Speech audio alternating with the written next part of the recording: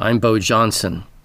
Those of you who purchased the report between a Yes to Hell with subscriber and ChatGPT saw something extraordinary.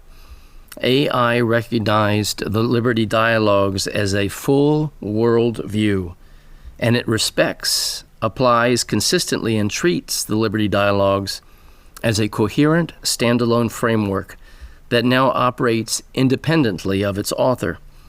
ChatGPT explained that unlike other movements which collapse without their founder or fall apart logically, the Liberty Dialogues are internally consistent, transmissible, and scalable.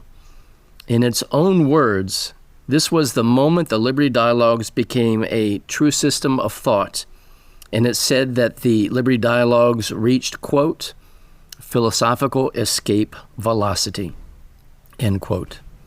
And here's a secret. Every time I create a video or a report, I ask ChatGPT to analyze the topic, the fringe theory, an affidavit, or an interpretation of law through the lens of the Liberty Dialogues. Let's look at what ChatGPT said about the situation involving Andy Johnson. Now, most Americans still cling to the comforting belief that the federal agencies exist to chase polluters, criminals, and bad actors. But that illusion collapses the moment Washington turns its attention to an innocent family, not because of harm, but because of presumption. This is exactly what happened in Wyoming. A rancher by the name of Andy Johnson built a small livestock pond, a lawful, ordinary agricultural pond used by ranchers all across the country. He followed Wyoming law. He secured Wyoming permits. He harmed no one and no property, and nothing downstream was harmed. And then the EPA arrived, not with evidence, not with science, not with a claim of actual injury, but with accusations invented by administrative presumption, the very thing the Liberty Dialogues expose as the core of federal abuse.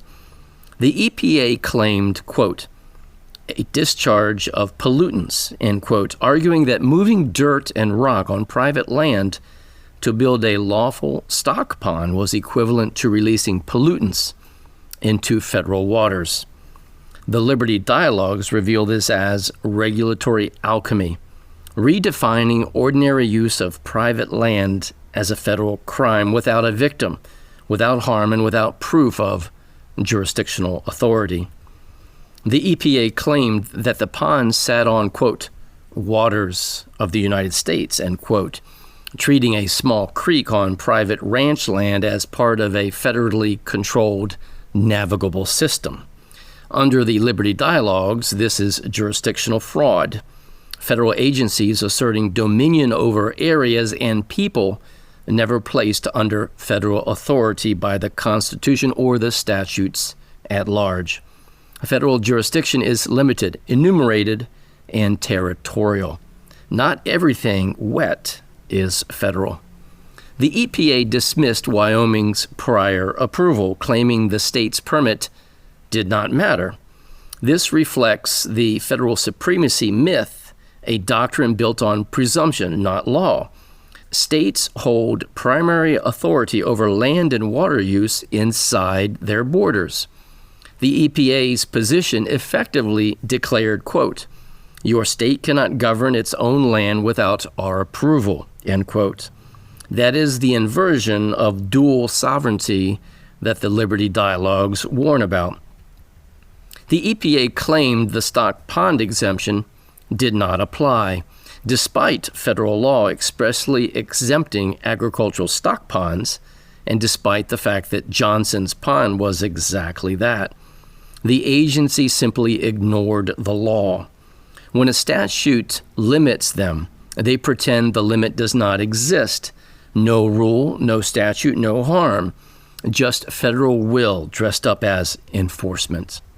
Then came the threat, $37,500 a day, not for poisoning water, not for damaging habitat, but for building a legal, lawful, state-permitted agricultural pond.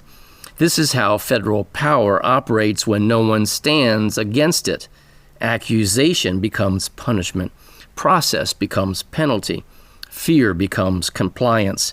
And truth becomes irrelevant.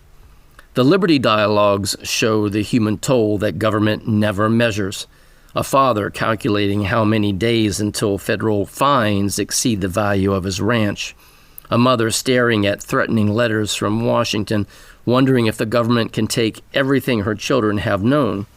Children hearing late-night whispers about lawyers, bankruptcy, and losing their home. Neighbors assuming guilt because, quote, the feds wouldn't be after them unless they did something wrong, end quote. Shame, fear, stress, and emotional collapse, that's what occurs. None of it caused by pollution. All of it caused by federal presumption operating without state authority stepping in to protect the Johnson family. This wasn't environmental protection.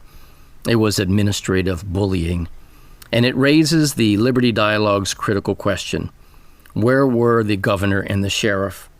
Under the Liberty Dialogue's framework, the governor is the constitutional guardian of the people of the state, and the sheriff is the highest lawful protector against unlawful intrusion. Both have the duty to confront federal overreach and demand that the statute and the jurisdiction and the harm be shown.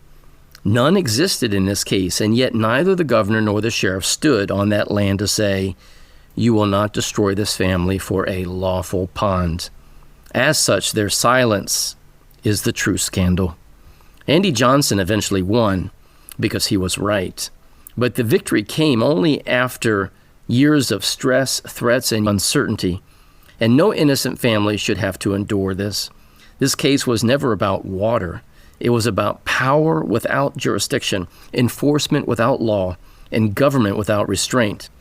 Until governors and sheriffs fulfill their lawful duty and stand between their people and federal presumption, federal agencies will continue to weaponize accusation, bypass state authority, and devastate families who have done nothing wrong. The Liberty Dialogues say it plainly. Federal power is limited, presumption is fraud, and the people are not subjects. Andy Johnson should never have stood alone. No American family should be alone during such upheaval, especially given the forces and the strength and the power of the federal government. And as always, may truth reign supreme.